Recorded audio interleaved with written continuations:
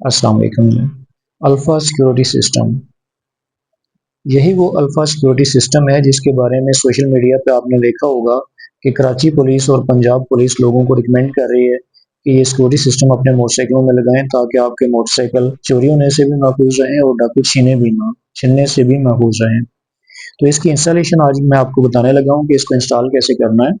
ये जो काले रंग का तार है, ये आपने लगाना है मोटरसाइकिल में चाबी स्विच से वापसी करंट के साथ, ताकि चाबी स्विच ऑन करने पे इसमें करंट आए और चाबी स्विच बंद करने पे इसमें करंट ना आए।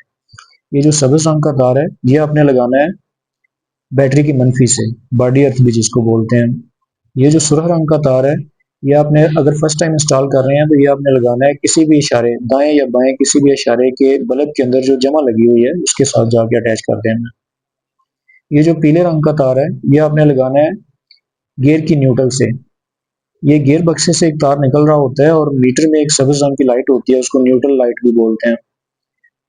सब्ज रंग का तार होता है, उसके ऊपर सुरख या ब्राउन लाइन लगी होती है। इस तार को आपने उसके साथ अटैच कर देना है। ये जो नीले रंग का तार है, ये आपने लगाना है मोटरसाइकिल के अंदर। एक काले रंग का तार होता है, उसके ऊपर सफेद रंग की लाइन लगी होती है, उसको मोटरसाइकिल बंद वाला तार भी बोलते हैं। ये नीले रंग का जो तार है, ये आपने उसके साथ अटैच कर देना है।